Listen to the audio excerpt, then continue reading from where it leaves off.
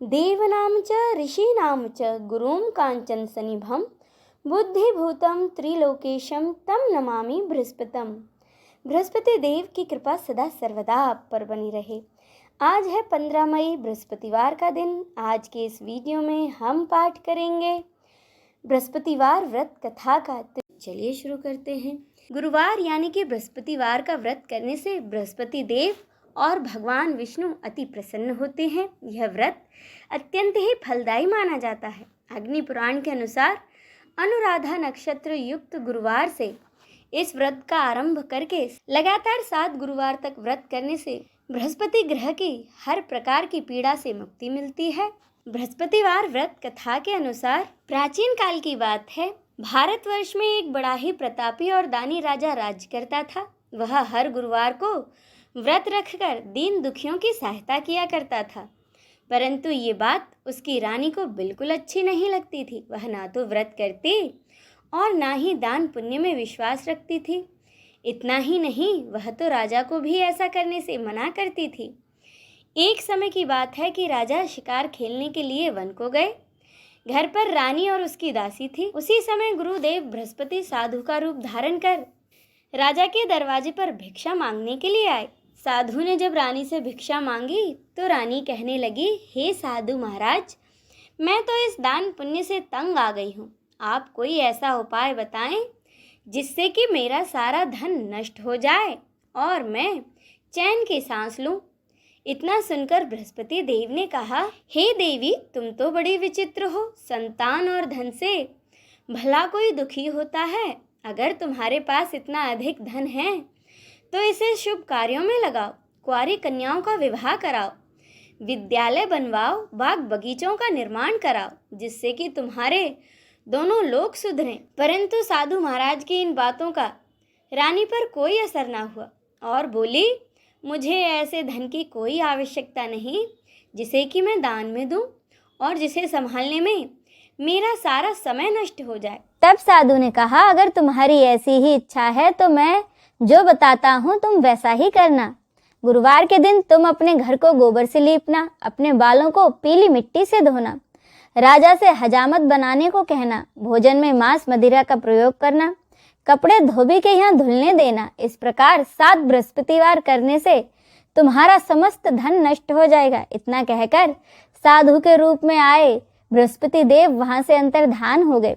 साधु के कहे अनुसार रानी को केवल 3 ही बृहस्पतिवार बीते थे कि उसकी समस्त धन संपत्ति नष्ट हो गई। तब एक दिन राजा रानी से बोला कि रानी, तुम यहीं रहो, मैं दूसरे देश जाता हूँ, क्योंकि यहाँ पर सभी लोग मुझे जानते हैं, इसीलिए मैं कोई छोटा काम नहीं कर सकता। ऐसा कहकर राजा दूसरे देश चला गया। वहाँ वह जंगल से लकड़ी काट कर लाता और शहर में जाकर बेचता। इस तरह वह अपना जीवन व्यतीत करने लगा। इधर राजा के परदेश जाते ही रानी और दासी दुखी रहने लगी। एक बार जब रानी और उसकी दासी को 7 दिन तक बिना भोजन के रहना पड़ा तो रानी ने अपनी दासी से कहा कि दासी, पास ही के नगर में मेरी बहन रहती है, वह बड़ी धनवान है, तू उसके पास जा और कुछ ले आ ताकि थोड़ी बहुत गुजर बसर हो जाए। दासी रानी की बहन के पास गई। उस दिन गुरुवार था और रानी की बहन उस समय बृहस्पतिवार व्रत कथा सुन रही थी।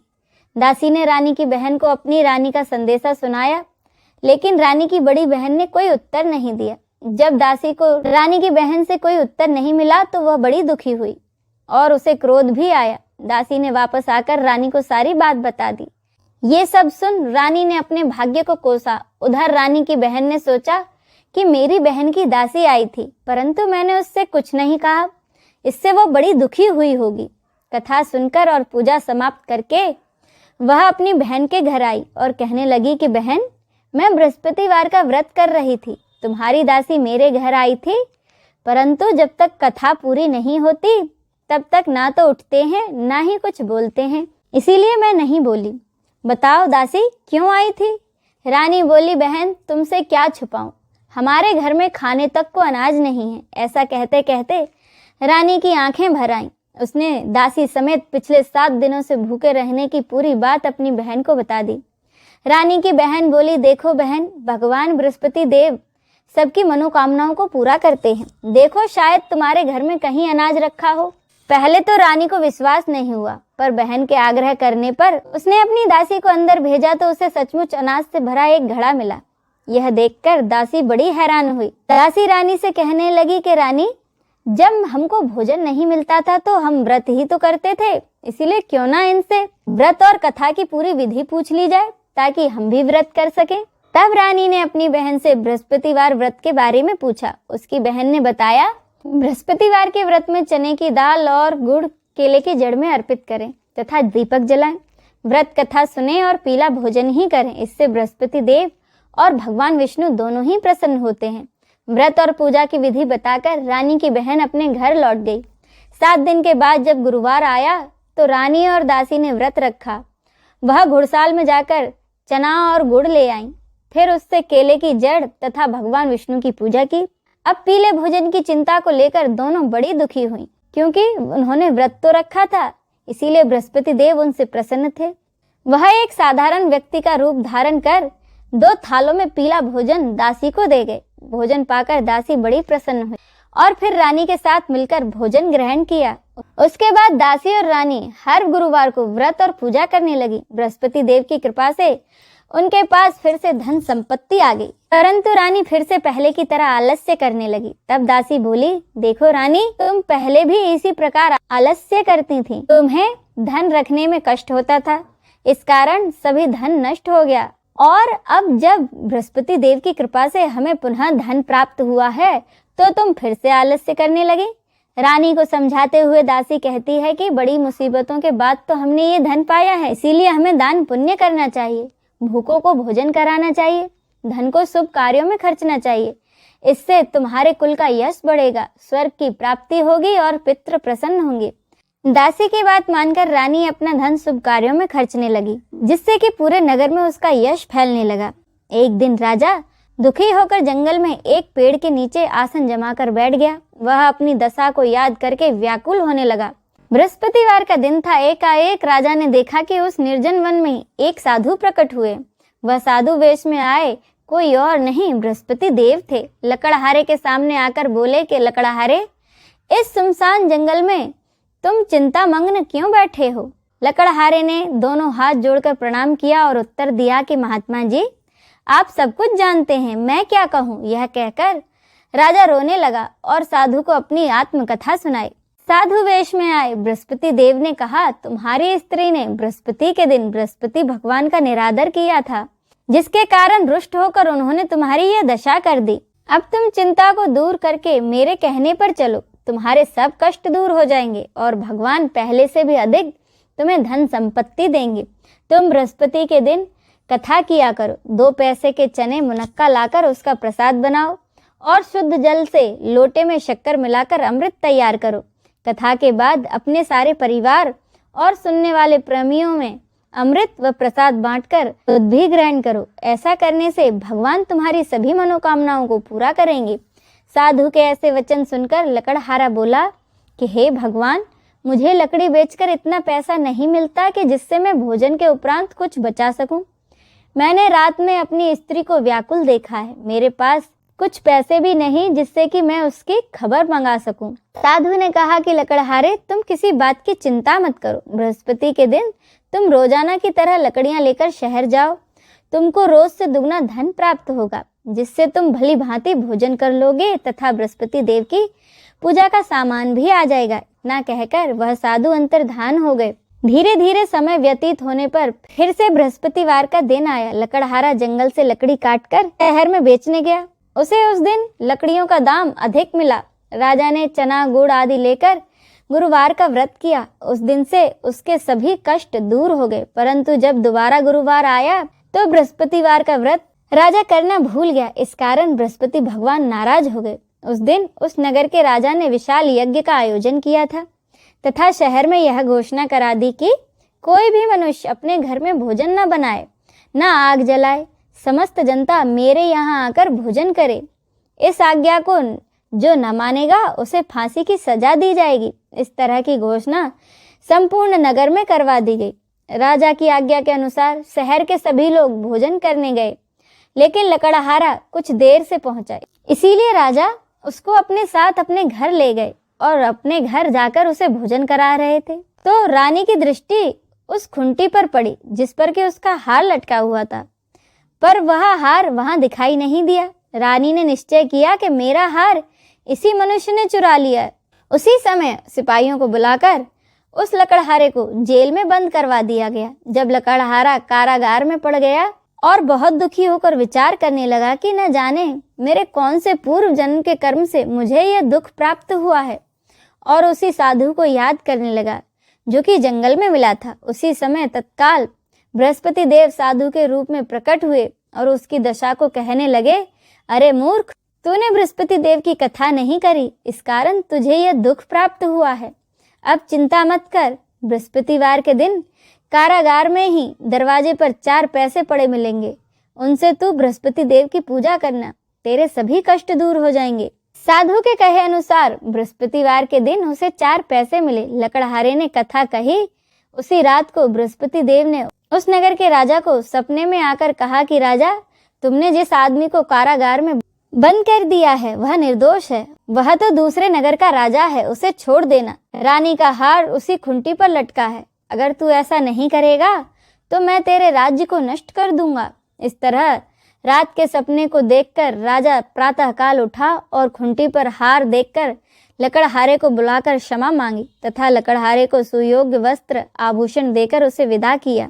बृहस्पति देव की आज्ञा अनुसार लकड़हारा अपने नगर को चल दिया। राजा जब अपने नगर के निकट पहुंचा तो उसे बड़ा आश्चर्य हुआ। नगर में पहले से अधिक बाग बगीचे, तालाब, कुएं और बहुत सी धर्मशालाएं और मंदिर बन गए थे। राजा ने पूछा, यह किसका बाग और धर्मशाला है? तब नगर के सब लोग कहने लगे, यह सब रानी और उसकी दासी के हैं। तो राजा को बड़ा आश्चर्य हुआ और गुस्सा भी आया। जब रानी ने यह खबर सुनी कि राजा आ रहे हैं तो उन्होंने बांदी से कहा कि दासी, देखो राजा हमको कितनी बुरी हालत में छोड़ गए थे, हमारी ऐसी हालत देखकर वह लौट न जाए, इसीलिए तू दरवाजे पर खड़ी हो जा। आज्ञा अनुसार दासी दरवाजे पर खड़ी हो गई। राजा जब आए तो उन्हें अपने साथ लेवा लाई। तब राजा ने क्रोध करके अपनी रानी से पूछा, यह धन तुम्हें कैसे प्राप्त हुआ है? तब उन्होंने कहा, हमें यह सब धन बृहस्पति देव के कृपा से प्राप्त हुआ है। राजा ने निश्चय किया कि अब 7 रोज बाद सभी बृहस्पति देव का पूजन करते हैं, परंतु मैं प्रतिदिन 3 बार कहानी तथा रोज व्रत किया करूंगा। अब हर समय राजा के दुपट्टे में चने की दाल बंधी रहती तथा दिन में 3 बार कहानी कहता। एक रोज राजा ने विचार किया, चलो अपनी बहन के यहाँ हो आऊं। इस तरह निश्चय कर राजा घोड़े पर सवार होकर अपनी बहन के यहाँ को चलने लगा। मार्ग में उसने देखा कि कुछ आदमी एक मुर्दे को ले जा रहे हैं। उन्हें रोककर राजा कहने लगा, अरे भाइयों, मेरी बृहस्पति देव की कथा तो सुन लो। वे बोले, लो हमारा आदमी मर गया है और इसको अपनी कथा की पड़ी है। परंतु कुछ आदमी बोले, अच्छा कहो, हम तुम्हारी कथा भी सुनेंगे। राजा ने दाल निकाली और जब कथा आदि हुई तो मुर्दा हिलने लग गया, और जब कथा समाप्त हो गई तो वह मुर्दा राम राम करके मनुष्य की तरह उठ खड़ा हो गया। आगे मार्ग में उसे एक किसान खेत में हल चलाता मिला। राजा ने उसे देखा और उससे बोले, अरे भैया, तुम मेरी बृहस्पतिवार की कथा सुन लो। किसान बोला, जब तक मैं तेरी कथा सुनूंगा तब तक 4 हरिया तो जोत लूंगा, जा अपनी कथा किसी और को सुनाना। राजा के खेत से हटते ही बैल पछाड़ खाकर गिर गए तथा किसान के पेट में बड़ी जोर का दर्द होने लगा। उसी समय उसकी माँ रोटी लेकर आई। उसने जब देखा तो अपने पुत्र से सब हाल पूछा। बेटे ने सभी हाल अपनी माँ से कह दिया तो उसकी माँ दौड़ी दौड़ी उस घुड़सवार के पास गई और उससे बोली कि मैं तेरी कथा सुनूंगी, तू अपनी कथा मेरे खेत पर चलकर ही कहना। राजा उसके खेत पर जाकर कथा कहने लगा, जिसके सुनते ही वह बैल उठ खड़े हुए तथा किसान के पेट का दर्द भी बंद हो गया। राजा अपनी बहन के घर पहुंचा। बहन ने भाई की खूब मेहमानी की। दूसरे रोज प्रातः काल राजा जगा तो वह कहने लगा कि सब लोग भोजन कर रहे हैं। राजा अपनी बहन से कहा, ऐसा कोई मनुष्य नहीं है जिसने कि भोजन नहीं किया हो और मेरी बृहस्पतिवार की कथा सुन ले। उसकी बहन बोली, भैया, यह देश ऐसा ही है, यहाँ के लोग पहले भोजन करते हैं, बाद में दूसरे काम। तो राजा ने कहा कि देख लो, अगर कोई पड़ोस में हो तो बताओ। वह बोली, ठीक है। वह ऐसा कहकर देखने चलेगी, परंतु उसे कोई ऐसा व्यक्ति नहीं मिला जिसने कि भोजन न किया हो। अंत में वह एक कुम्हार के घर गई जिसका लड़का बीमार था। उसे मालूम हुआ कि उनके यहाँ 3 रोज से किसी ने भोजन नहीं किया है। रानी ने अपने भाई की कथा सुनने के लिए कुम्हार से कहा तो वह तैयार हो गया। राजा ने जाकर बृहस्पतिवार की कथा कुम्हार के यहाँ कही, जिसको सुनकर उसका लड़का ठीक हो गया। अब तो राजा की प्रशंसा होने लगी। एक रोज राजा ने अपनी बहन से कहा कि बहन, हम अपने घर को जाएंगे, तुम भी तैयार हो जाओ। राजा की बहन ने अपनी सास से कहा कि सासू माँ, मैं अपने मायके जा रही हूँ। तो उसकी सास ने कहा ठीक है चली जाओ, लेकिन अपने लड़कों को मत ले जाना, क्योंकि तेरे भाई के कोई औलाद नहीं है। बहन ने अपने भाई से कहा कि भैया, मैं तो चलूंगी पर कोई बालक नहीं जाएगा। राजा बोला कि जब कोई बालक ही नहीं चलेगा तब तुम ही क्या करोगी।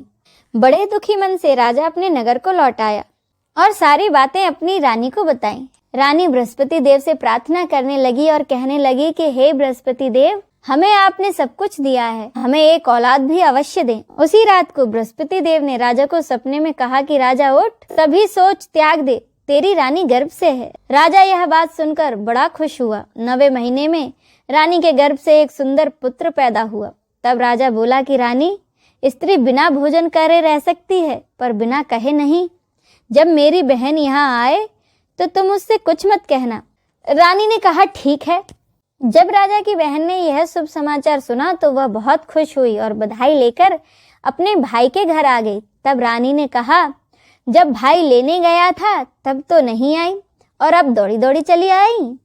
राजा की बहन बोली, भाभी, मैं इस प्रकार न कहती तो तुम्हें औलाद कैसे मिलती। बृहस्पति देव ऐसे ही हैं, जैसे जिसके मन में कामनाएं हैं सभी को पूर्ण करते हैं। जो व्यक्ति सद्भावना पूर्वक बृहस्पतिवार का व्रत करता है एवं कथा पढ़ता और सुनाता है, बृहस्पति देव उसकी सभी मनोकामनाएं पूरी करते हैं। बोलो बृहस्पति देव की जय। अब सुने बृहस्पति देव की आरती। ओम जय बृहस्पति देवा, ओम जय बृहस्पति देवा। छिन्न छिन्न भोग लगाऊं, छिन्न छिन्न भोग लगाऊं, कदली फल मेवा। ओम जय बृहस्पति देवा। तुम पूर्ण परमात्मा, तुम अंतर्यामी, स्वामी तुम अंतर्यामी। जगत पिता जगदीश्वर, जगत पिता जगदीश्वर, तुम सबके स्वामी। ओम जय बृहस्पति देवा। चरणामृत निज निर्मल, सब पातक हरता, स्वामी सब पातक हरता। सकल मनोरथ दायक, सकल मनोरथ दायक, कृपा करो भरता। ओम जय बृहस्पति देवा। तन मन धन अर्पण कर, जो जन शरण पड़े, स्वामी जो जन शरण पड़े। प्रभु प्रकट तब हो कर, प्रभु प्रकट तब हो कर, आकर द्वार खड़े। ओम जय बृहस्पति देवा। दीन दयाल दयानिधि, भक्तन हितकारी, स्वामी भक्तन हितकारी। पाप दोष सब हरता, पाप दोष सब हरता, भवबंधन हारी। ओम जय बृहस्पति देवा। सकल मनोरथ दायक, सब संशय हारो, स्वामी सब संशय हारो। विषय विकार मिटाओ, विषय विकार मिटाओ, संतन सुखकारी। ओम जय बृहस्पति देवा।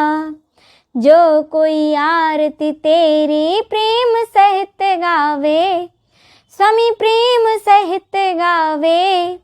जेठानंद आनंद कर, जेठानंद आनंद कर, सो निश्चय पावे। ओम जय बृहस्पति देवा। बोले बृहस्पति देव की जय। लक्ष्मीपति नारायण की जय। हर हर महादेव।